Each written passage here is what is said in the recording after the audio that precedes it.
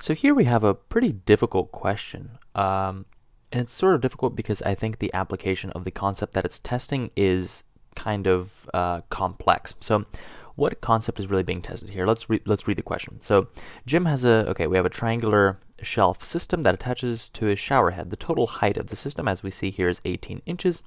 And so this is very important, there are 3 parallel shelves. Okay, these are parallel, 1, 2, 3. What is the maximum height in inches of a shampoo bottle that can stand upright on the middle shelf? So what we're basically looking for is the distance between this shelf and this shelf. We're looking for this distance.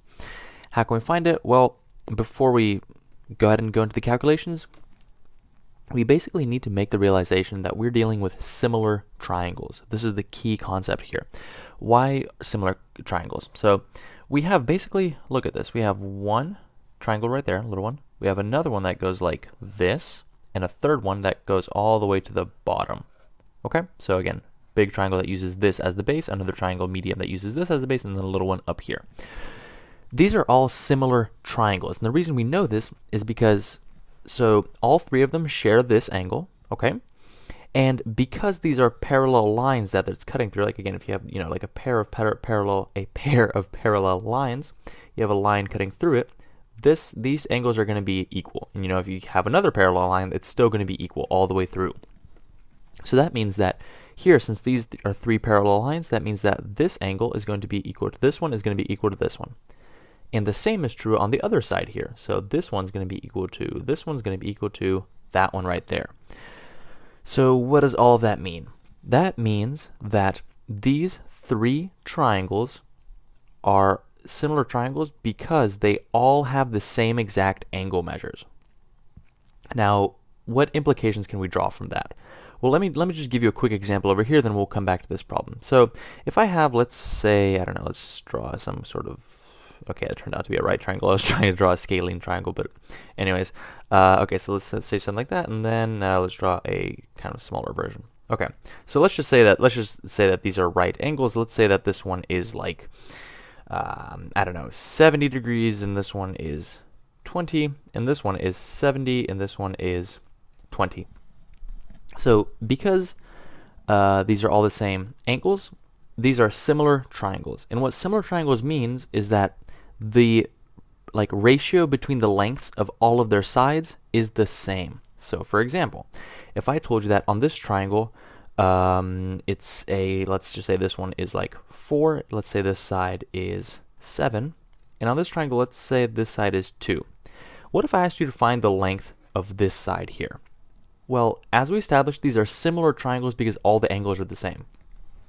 And that means that the ratio, again, between the lengths of the sides are all the same.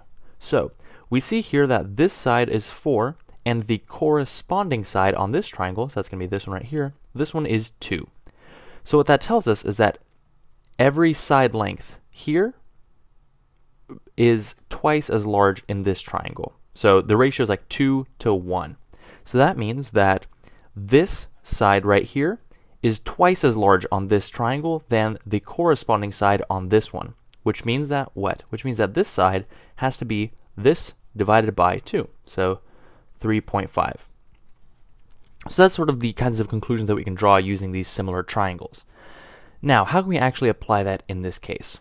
Well, I see that, let's see. We have, let me draw it like this. So we don't really need the bottom triangle, like the big triangle as much, but if I redraw it here, let's just, okay, I guess the middle shelf is pretty large, so let's scoot this over here, and alright, so the middle shelf is pretty large, so we have something like this, let's just say, and then a little bit more on the end. So we were given that the height is 18 inches, so that means that this whole thing through is 18 inches. We're told that it's 2x, 3x, x. So basically, if we divided it again into the sort of triangles we were looking at, this top triangle has a side length here of 2x.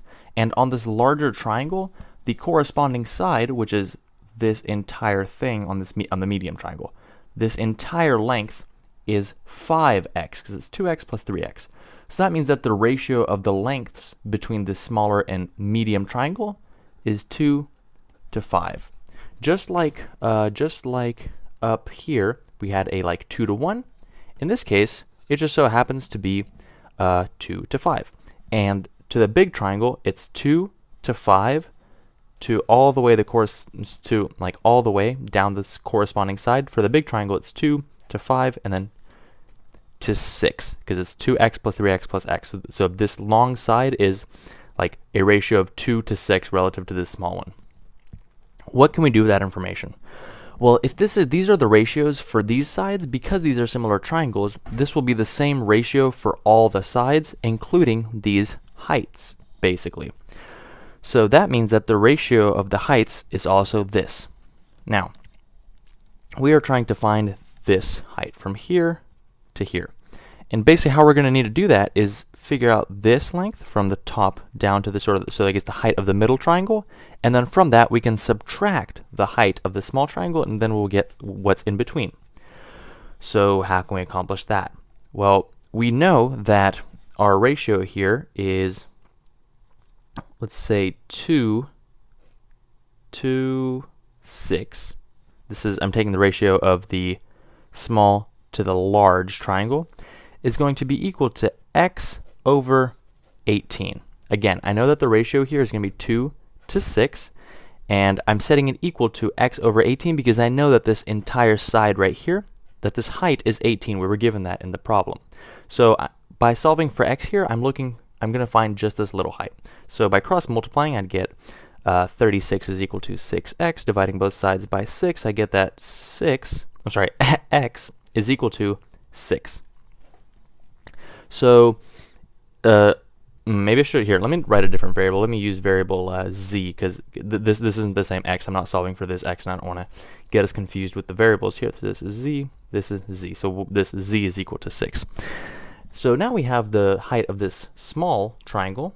Let's now find the height of the medium triangle and then subtract the two, and we get our answer.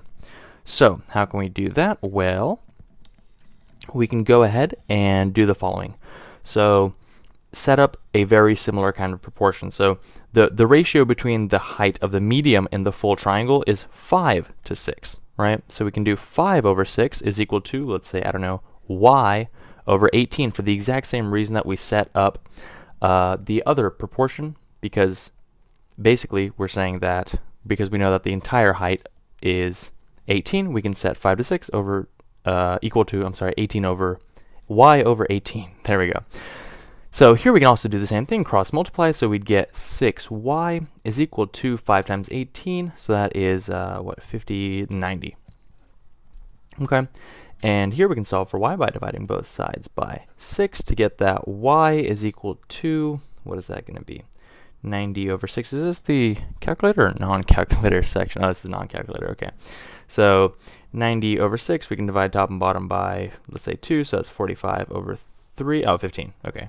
It took me way too long. Sorry about that. So y is equal to 15. So that means the height of the medium triangle is 15. Height of the small triangle is 6. We established by this image that we can subtract the two to get the necessary height. So we just do 15 minus 6 to get the height of 9. So as you can see, this question, sorry that my explanation was a little bit messy here, but I hope you understand that this was just again, sort of a complex application of the relatively simple concept of similar triangles. So I think once you really grasp the fact that these were similar triangles that we were working with and how you can use them, then I think most of the problem from there comes kind of naturally.